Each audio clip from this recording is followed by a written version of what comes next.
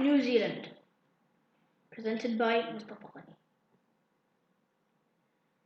Lying in the southwest Pacific, New Zealand has a total land area of 268,000 square kilometers.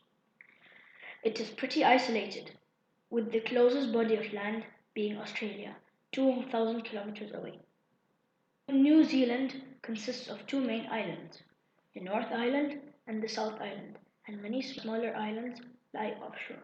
As we can see, a spine of mountain range running through the middle of North Island and Southern Alps in the South Island take plenty of space, so farmland rolls down in patches, which plays its role in the population distribution. But who actually live in New Zealand? Polynesians were the first to settle in the islands. Europeans came much later. New Zealand became an independent country in 1947. Still, the majority of population of 4.9 million is of European descent, with indigenous Maori being the largest minority, followed by Asians and non-Maori Pacific Islanders. The official languages are English, Maori, with English being very dominant. One day, in the middle of the next year, New Zealand will become a nation of 5 million people, with estimated increase by one person every 5 minutes and 42 seconds. Who contributes to the increase in demographics? Scholars claim it is driven largely by natural growth rather than mass immigration, though migration too plays a significant role. Besides, tourists are top 5 million annually within the next 2 years, thus outnumbering locals.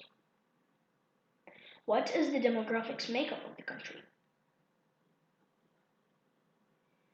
New Zealand's older population is growing fast, and New Zealanders are getting younger than before, and by 2050, up to 27% of New Zealanders are predicted to be over 65, some 83,000 people over 85. While the old are taken care of, the young are actively participating in shaping the future of the country. The number of elected officials under 30 doubled in city and district election.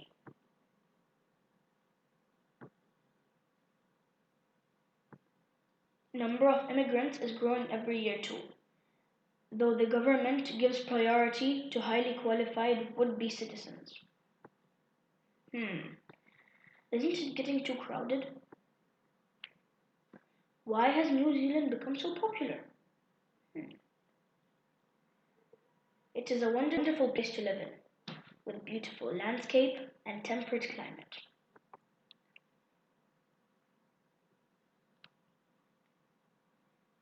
Besides, there are more important reasons for a modern man.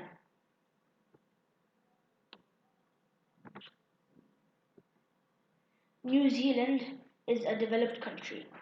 It ranks highly internationally in such aspects as quality of life, health, education, protection of civil liberties, and economic freedom. New Zealand underwent major economic changes during the 1980s, which transformed it from a protectionist to a liberalized free trade economy, which made the country extremely popular for immigrants.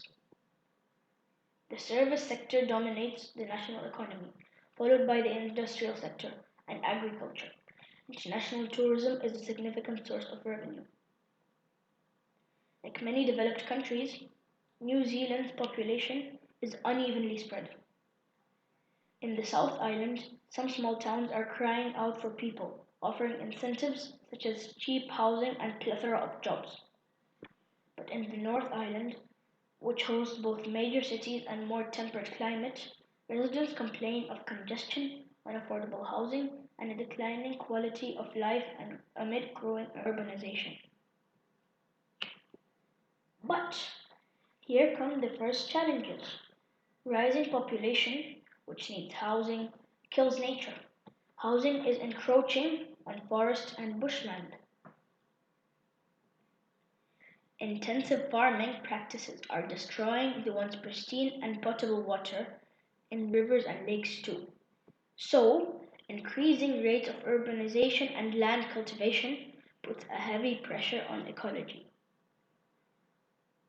Thus, we can see that ecology challenges are yet to be addressed. One of the possible solutions is to encourage migrants to go to underpopulated, more rapidly aging parts of the country and stay for at least 5 years on a bonded scheme. Another challenge is a multicultural one. Fortunately, New Zealanders are an immigrant population with high levels of intermarriage, and the society has been living for many years without major social conflict. They hope to continue in the same way. Today, the whole world is battling with another type of threat, pandemic. So far, New Zealand has been successful in facing the challenge. The country is on quarantine, with only 60 deaths out of around 1,300, and it is yielding results. There is a drastic decline in the scatter graph in the last couple of weeks. Challenges are many, but long live the Kiwis.